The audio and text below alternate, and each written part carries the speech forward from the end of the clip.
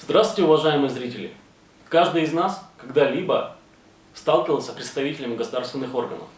Все мы знаем, что такое государственная служба. Это один из мощных столпов и нерушимый оплот сильного и независимого Казахстана. Но возникает вопрос, кто контролирует государственный аппарат и их сотрудников? Сегодня в студии новостей Рудный Даусы стартует совершенно новая рубрика под названием «Елге Қызмет», которая посвящена работе департаменту по делам государственной службы по Костанайской области. И сегодня у нас в гостях Искендиров Асхат Батыржанович, руководитель департамента по Костанайской области. Здравствуйте, Асхат Батыржанович. Здравствуйте, Николай. Какие вообще основные направления в работе департамента? Спасибо, во-первых, за то, что представили, Николай. Да, я являюсь руководителем департамента агентства по делам государственной службы по нашей Костанайской области.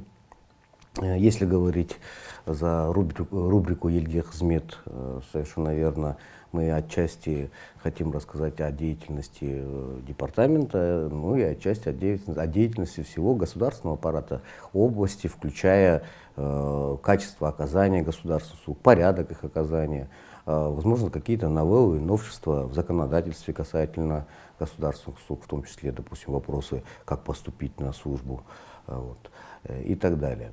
Если говорить о департаменте именно, мы осуществляем как контрольные, так и реализационные функции.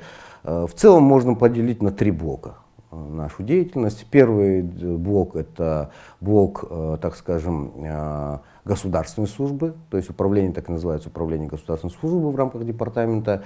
Это блок, который отвечает за отбор, подбор кадров, за качественный кадровый состав области, за прохождение государственной службы государственными служащими и, соответственно, ее прекращению. Второй блок вопросов — это вопросы этизации государственной службы, это поддержание должной морали на государственной службе, это вопрос контроля в сфере государственной службы. Это второй блок, он касается, начиная от правильно ли принят был государственный служащий, потому что если нарушены были конкурсные процедуры тем или иным госорганом, либо нарушены наши принципы государственной службы по открытости, прозрачности и так далее, это тоже у нас является административным правонарушением.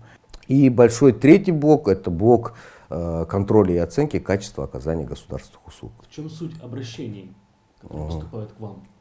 Расскажите, да, хороший, Николай, вопрос. Да, обращения здесь мы тоже можем поделить, потому что я говорю по блокам по-разному. К примеру, по первому блоку это вопрос, суть обращения такое, какие тестирования, какое тестирование надо сдавать, потому что уровень должности разный, и уровень предъявляемых и компетенций, и предъявляемых к этой должности знаний законодательства тоже разный. Второе — это контроль, там уже, конечно, вопросы такие допустим, там около 400 обращений, это вопросы, связанные с надлежащим исполнением должностных обязанностей государственными служащими. Какие меры принимаются для защиты интересов жителей Костанайской области?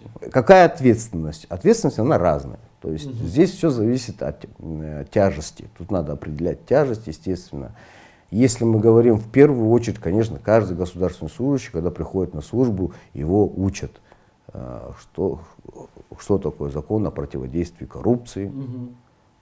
Его учат и разъясняют, что нельзя делать, то есть что такое коррупция, где коррупционные риски и так далее. То есть и он подписывает соответствующие ограничения антикоррупционные. Представим ситуацию.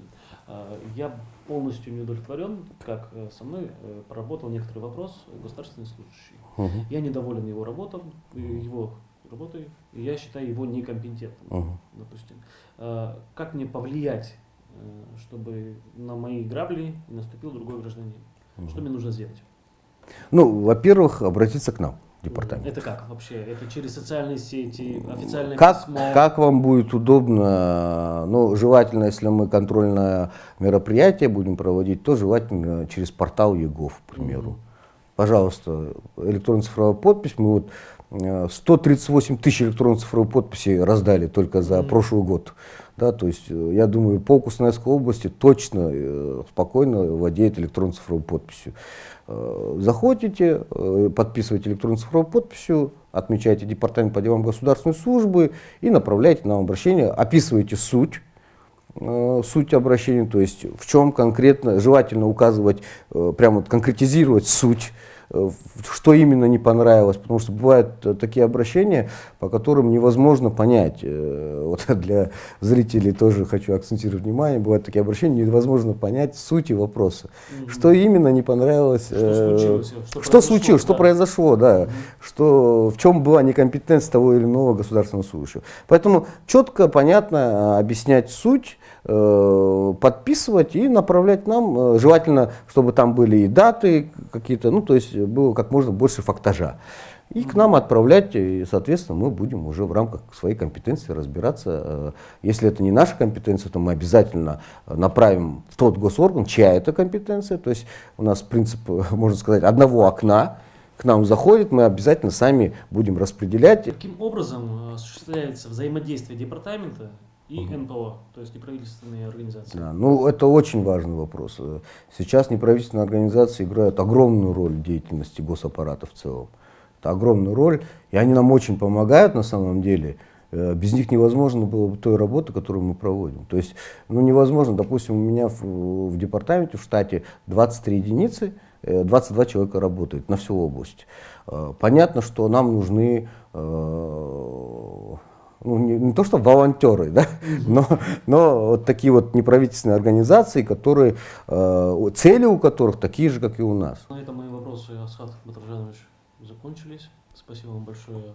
Вам спасибо, Николай. За беседу. Уважаемые телезрители, хотелось бы напомнить, что данная рубрика у нас будет теперь постоянная. Вы можете оставлять свои вопросы, касающиеся работы Департамента по делам государственной службы, на нашей странице в Instagram, а также по телефону 442 42. А пока у нас все.